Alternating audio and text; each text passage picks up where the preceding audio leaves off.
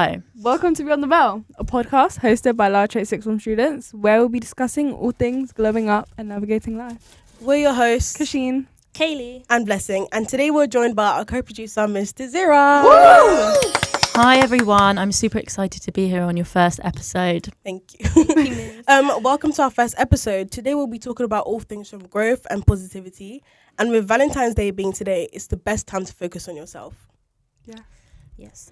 We are here to talk about everything glowing up. And no, glowing up is not just about looking good. It's also about feeling amazing, building up confidence and taking care of yourself and embracing your true self. Yes, and in the second segment of today's episode, we're thrilled to welcome a very special guest, Chief Nursing Officer of England, Duncan Burton. He'll be joining us to share tips on how we can glow up academically and reach our full potential. So that's exciting. Yeah, so let's go. Let's jump in. To start us off, let's talk about what glowing up means to you. I think glowing up is quiet yet very powerful. I think it's not about becoming a new person, but rather just enhancing all the qualities you have within yourself already. Yeah, I think I agree with what you said about it's not becoming a new person. I think it's just, developing on who you are already and just recognizing your strengths as well as things you could work on. Yeah. Mm-hmm. Well, for me, it's just about how you perceive yourself. I feel like things focus so much about how someone else perceives you or like your physical appearance, but you can look great and someone could perceive you as looking great, but if you don't feel that way, you're never gonna radiate that feeling in itself. Yeah, I agree with all of you. There's no timeline to growing up. It's your journey and your way. Mm-hmm. So where do you see yourself in 10 years?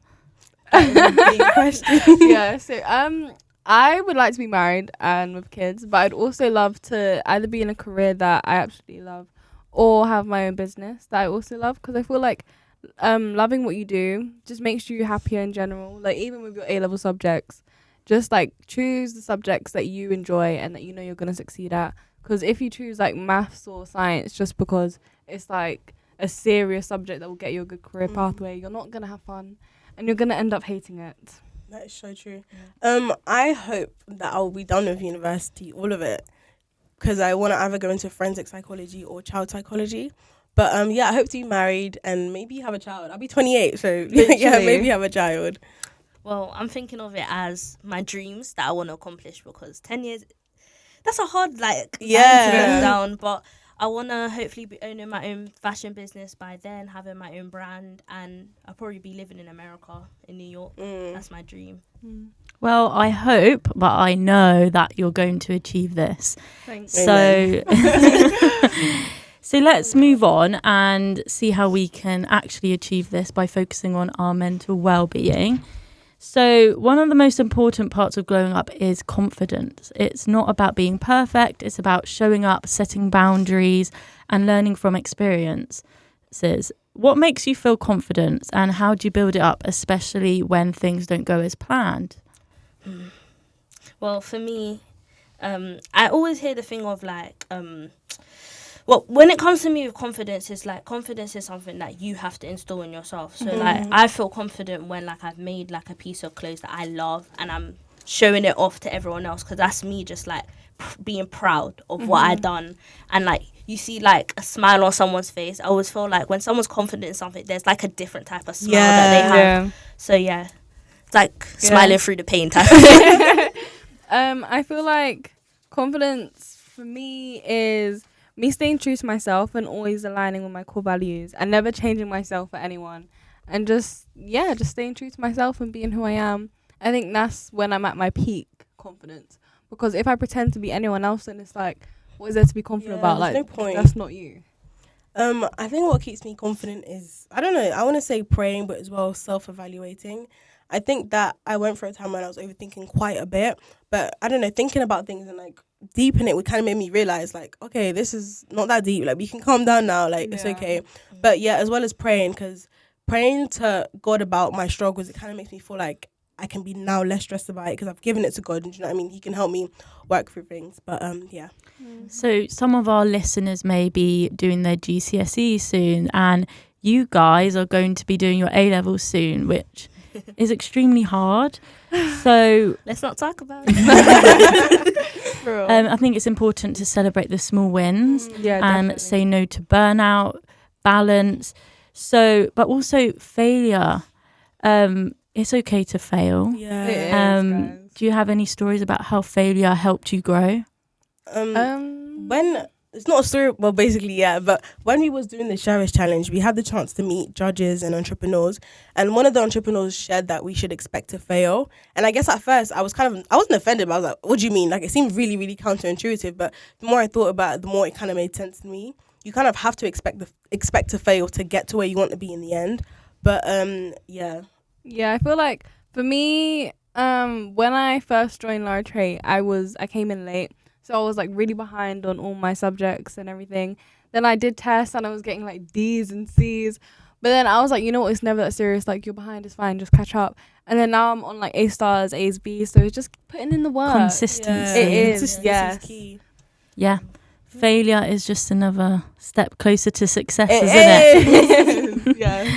So another key part of growing up is learning to express yourself and embracing creativity, whether it's through hobbies, art, or finding new ways to unwind. Creativity isn't just fun. It's a great way to take care of your mental well-being. So how do you guys express yourselves? So I'll start this off. So with me, I express myself through baking, and also I express myself through like martial arts, like boxing, taekwondo. I used to do taekwondo a few years ago, but I stopped because like I just couldn't do a lot of the stuff I was doing, so I had to put that on the side. But now when I go to the gym, I just do like a few kicks, or I punch on a boxing glove, and then sometimes some of the guys in my gym, they'll like join in because like they're just inquisitive on what I'm doing. So like that is my way how to like, I'm like I have to physically release things, so that's how I physically release my stuff, things like that. Yeah. Do you think that taekwondo kind of helped you with discipline then?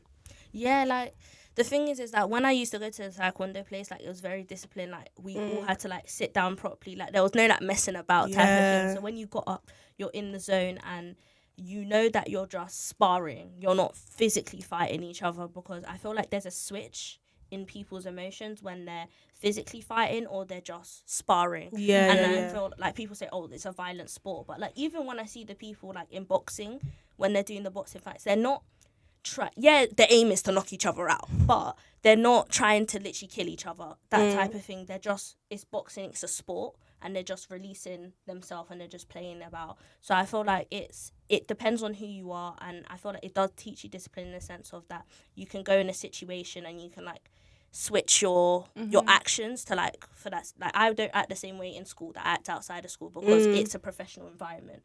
So I feel like taekwondo did help me with like switching up how I acted and things like that. That's really interesting.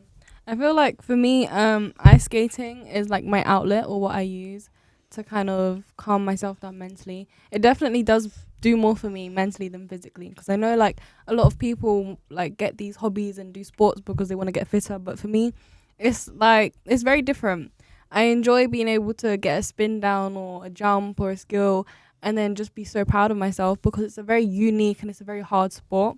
And like not a lot of people my age, or really in South London, do ice skating like competitively, if you want to say. So I feel like ice skating, it really helps me mentally, because it's like, again, once I get a spin down or a jump down, I'm like, wow, I can do this. Yeah, like damn, keeps it's you like going. it does. It's a really big accomplishment, and especially because I do it on the weekends or after work, it gives me something to look forward to, especially after a long week of school or work. It's like, yeah, really positive. Do you look forward to it? I do. It gets me through the week. Yeah. I'm telling you. Having something to look forward to always makes things a lot better. Yeah. So it's like setting setting something to achieve, or like a good. Yeah. It's like a break. It's like saying, oh, when I do this exam, I get to like go have sweets or things Exactly. like that. Yeah. Me personally, I don't know. I have quite a lot of things that I do, but my main ones is probably like playing guitar or reading. But I've been reading The Bluest Eye by Toni Morrison at the moment. It's a really good book.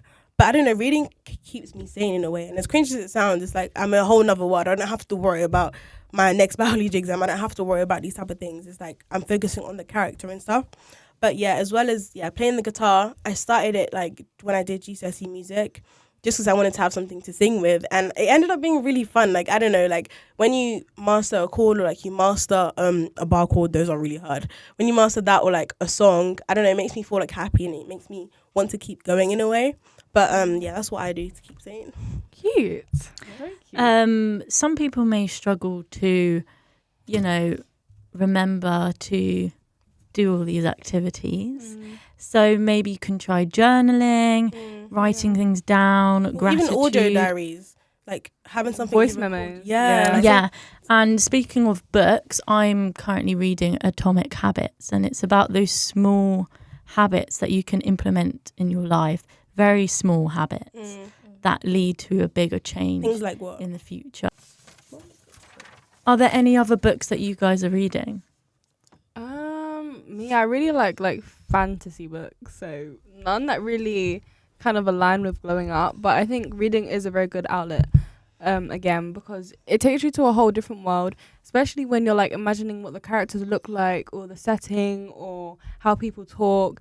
It's very, very interesting, and it definitely takes your mind off of like any negative kind of things. Yeah, definitely. I agree. And we have a great library here at Lara Trade. Yeah. So if ever you want to escape at break times and enter a new fantasy land, you can. And creativity is intelligence having fun. It is. So now that we talked about the things we can do, let's talk about things we need to break down in order to stay true to ourselves in our journey. So, Blessing, what is the Google definition of glowing up? Okay. Let's chat. I don't think it's positive. Okay, glow up is an informal term that describes a positive change in someone's appearance, confidence, or lifestyle. Appearance. Yeah. I think that, as well as, I feel like social media has kind of like ruined and warped everyone's view of it, because it's all about appearance. Like, it's all about the next best thing. It's about, oh, I'm going to dye my hair, I'm going to do this. It's all about like, and I feel like it should be more about the content of your character rather than what you look like. Yeah. And I think it's so hurtful to like young girls, especially, who are like still going through that awkward phase where they're just focusing on what they look like on the outside and like how they're being perceived. I don't know. I don't know. I don't like social media because of that. No, Yeah. definitely. It creates unrealistic expectations. That no one literally can fit up to. No one lives up to that standard Ever. anyways. And I feel No. like people are just going to keep on trying and trying until they burn themselves out. 100%. Like, even my little sister, no shade, but it's like she's obsessed with skincare, and you're like, you're 12. You're 12 worrying about drunk Literally, elephant. Like, what are you so talking it's about? all she cares about, Bioma, skincare masks, or like waking up at 5 a.m. to do your hair. You're in year 7. Like, we weren't focusing on that. Like, social media has just... I was worried about Movie Star Planet and my friends on there. Seriously. Like, social media has just done such a poor job, especially for the younger generation, because they're so like easily accessed to like TikTok or Instagram or Snap. Whereas like I was born in 2007, like the iPhone just came out. Like I wasn't having phones like I that. think we grew up in a really awkward time where social media was just beginning. It was to in get the a thing. middle. It So was we in like the got middle. it with and without. Yeah. Yeah, But I and don't it's know. expensive as well, those products you Yeah, mentioned. literally very. And you're not actually meant to use that many products on your skin. Yeah. Exactly. It's Just- it's just yeah. for the aesthetic. Especially at a young age. My It's just grandma for the just aesthetic. used water. Oh, They and always I bet she say has the they clearest use skin. And she has though. the clearest skin. Yeah. I'm telling you, any like older person that has really good skin, they'll say water. Exactly. Social media has just. It's I think so it kind of pushes unrealistic. like this a unrealistic yeah. narrative. It's a money-making hurtful. scheme as well. And it was- Exactly. And it's targeted to kids. Literally, like even when I see people like influencers and they're eating like sea moss or going on 5-mile runs every day. Have you seen the and I'm TikToks just about like, it? And they sleep with like those masks and the Oh masks my with their lips and goodness. stuff. Collagen It's like, masks. oh my days. Yeah, but have you noticed that the packaging of these products, like Bioma, they're multicolored? Yeah, so It's it's all- it's It's for more kids. attractive. Yes. It's for And yeah, it's marketed for kids. It kids. is. It's I just think for it's just so money. hurtful. Like, I'm not saying social media is bad, but I think that it's No, kind but, of. no, but social media is bad in a sense. Yeah. I think with a Yeah. balance. There's I a think a good and balance is bad. really important. But I think it's bad in terms of like pushing and making young girls feel so uncomfortable with who they are.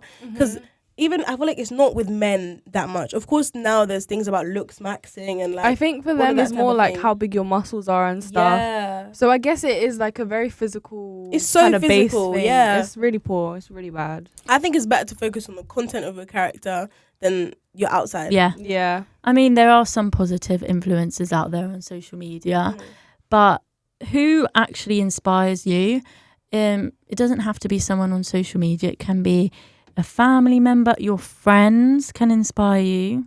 Yeah, So I think friends, family, I think everyone around me.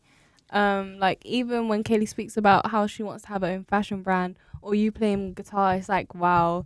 Like I love how everyone has their own little things, so they all inspire me to just have my own as well and just like be myself. What do you think? So for me, it's my two grandmas. Like they both came here from Jamaica and stuff. Like they didn't come on like the Red Rush boat. So they both came and like they brought my family with them. And like a lot of Caribbeans, when they do come to the country, they don't always go back for their kids. They will just stay, and they done that. And both of my grandmas are sitting good, owning their own houses. So like I do look up to that they didn't come from much and they made so much out of it.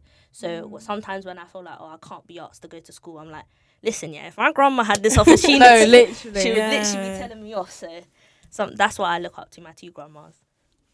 I don't think I have a specific role model, but I think I saw this quote about like how we're all mosaics of the people around us, kind of like what you said earlier. But I think that everyone's my role model in a way. Like everyone encourages me to like be myself. But yeah, that's basically it. But yeah, everyone's journey is unique, and even though if you don't have a friend or a family member that you can look up to, and you do look up to social influencers, just remember that comparison is the thief of joy. It really is. It really is. I learned that especially in quarantine, like just constantly comparing yourself to people on TikTok who claim to do 5 ab workouts a day. Like, babe, that is not happening. Seriously. And it's like half of them just lie for the views as well. All they want is views and just money. Like half the things on social money media. It's a job. At the Remember, end of the people day, only it tell is a you what job. they want you to hear. Yeah. They will Yeah. only tell you what they want you to hear. So That's true. So finally, glowing up isn't something you have to do on your own. Asking for help is one of the most powerful things you can do when you're struggling. Whether it's reaching out to friends, family, or even organisations like Mind or Samaritans, there's always someone who's ready to help. Have you ever sought support during a tough time, and how did it help you guys? I did. I struggled with that. I can't lie. Yeah, I don't really like talking to people. I mean, I know, like, I like just relying on myself. Yeah. Yeah. No, I did. Like, I always seek support in certain situations. Like, I know sometimes, I think it's because I've been in the school since year 7, but sometimes it gets to a point where you don't want to constantly go to the school, but there's always people out there that you go to. Like, whenever I'm in a certain predicament, my mum gets called. I don't care how old I'll be. I'm calling her because she only knows how to, like, she knows what I'm feeling and she knows how to deal with me. But there's still, I've reached outside of, like, when I want to talk to someone else. So there's always people out there, like, calling up your GP is not, like, don't feel ashamed to ask for help. I feel like people always feel ashamed to be like, I'm struggling, but struggling in silence is actually going to make it worse for yourself. Yeah. So just go out there and ask for help. And there's so many people in school, and if you don't feel comfortable, there's so many people who don't even know you. Like, there's helplines you can call and they will just help you, and they don't need to know who you are. Like the charity Young Minds. Yeah. Yes. But I think I always kind of struggled with talking about how I felt, just because I felt like a burden. And it wasn't until like recent years that I kind of realized, like, actually, no, it's like okay for me to talk about how I feel. But open up to like safeguarding teachers like Miss Michaela has really helped, just so I can have an outlet and talk to people and talk to her about how I feel. And she can even offer me a new perspective, and maybe the situation wasn't even that deep in the first place, but just knowing that like it's one less problem on my head kind of helps. Yeah, and again, everyone's journey is very unique, so everyone's going to like seek, I don't know, advice from different people, whether it's your mum or like someone at school. Yeah. Exactly. Yeah. But you just remember that you don't have to do it alone, and asking for help is a form of strength. Yeah. And there's a great support system here. Okay. Wow, we covered a lot today. We did. Exactly. But if there's one thing we want you to take away from today, is that growing up isn't just about quick fixes or how you look. It's about feeling amazing and celebrating your unique journey. And remember, there's no timeline to growing up. It's a process. And every step of the way, there is help if you need it. Also, you can set boundaries, try new hobbies, and learn that failure is just a part of the journey. Yes, indeed. And before we move on to our next segment, here's one last thought. Be patient with yourself. Nothing in nature blooms all year. So take your time, show yourself some love, and keep growing. Speaking of growth, in our next segment, Marianne and Jullie are going to talk to you about growing up academically, and we've got a very special guest joining us. He'll be sharing his insights on how to level up your learning and achieve your goals. You won't want to miss it. At all. Thank you for listening. Thank you for listening. Woo!